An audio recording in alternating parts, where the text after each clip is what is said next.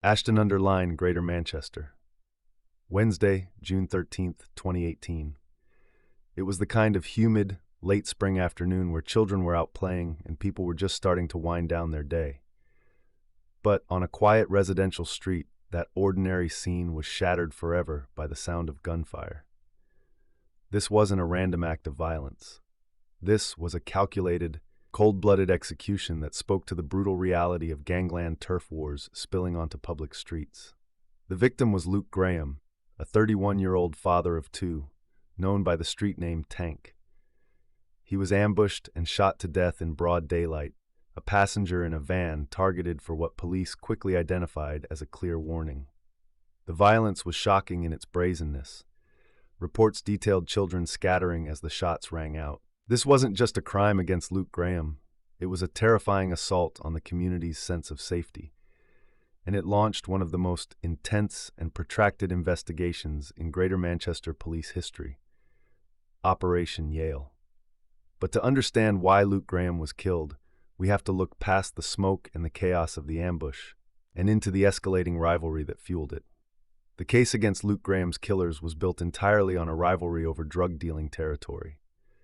On one side, you had the entrenched operation run by Wade Cox and his crew, including the man who would become the focus of a 4-year international manhunt, Callum Halpin. On the other side was Luke Graham and his associate, Anton Verigotta. Graham and Verigotta were making inroads into the area claimed by Cox. In the world of organized crime, crossing a territorial line isn't a simple business dispute. It's an act of war.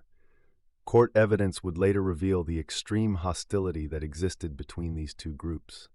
Graham and Verigotta were actively supplying drugs in the area that very afternoon, making repeated trips to a local crack house. They were essentially planting their flag, daring their rivals to respond. The problem for Graham and Verigotta was that Cox's crew had already made their move. The killers were already on the move, formulating a plan that would ensure their message was heard, loud and clear, across Manchester's criminal underworld. The sequence of events on June 13th was chillingly precise. After Graham and Verigotta left a Birch Street address, 3 men wearing balaclavas stormed the property. They weren't looking for drugs, they were looking for their targets. Their instruction to the occupants was simple and terrifying. Get him back here now. It was a trap. Minutes later, Anton Verigotta drove back with Luke Graham in the passenger seat of their van.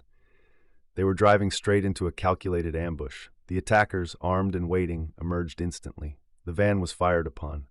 Luke Graham, sitting exposed in the passenger seat, was struck and killed instantly. It was a fatal, decisive blow. Anton Verigotta, perhaps instinctively, managed to flee the vehicle and run for his life. But even as he tried to escape, he was shot in the leg. A painful reminder that the attack was intended to eliminate both rivals, or at the very least, leave one profoundly wounded and terrorized. The shooters vanished as quickly as they appeared, leaving behind a scene of absolute carnage. The violence was designed not just to kill, but to send a message of ultimate intimidation. The subsequent police investigation was massive, but one key suspect had already begun his evasion.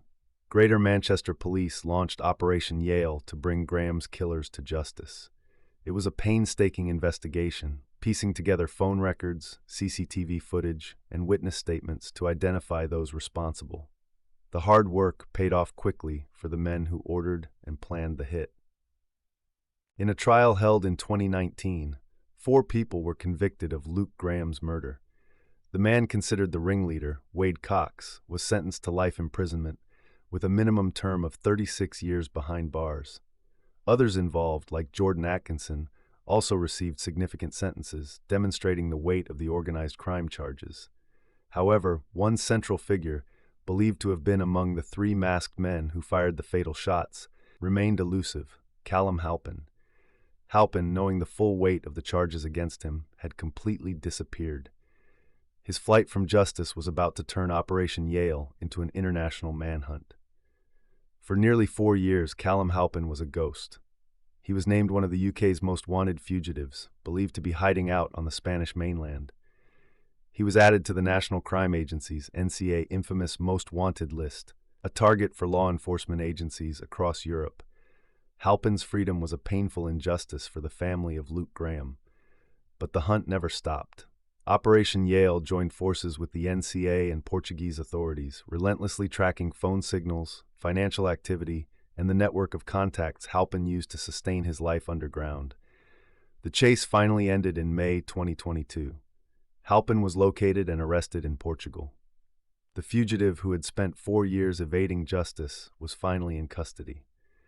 His return to the UK closed a massive, frustrating chapter in the investigation, paving the way for the final trial.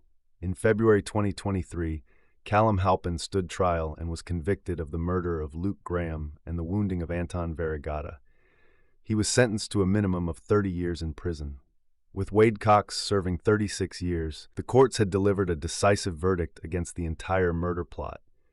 The sentencing not only brought justice to the family of Luke Graham, but it sent a final, powerful message to the criminal gangs of Manchester that murder, even in the context of a drug war, would be met with the full force of international law enforcement. Luke Graham was a victim of a drug turf war that escalated beyond control.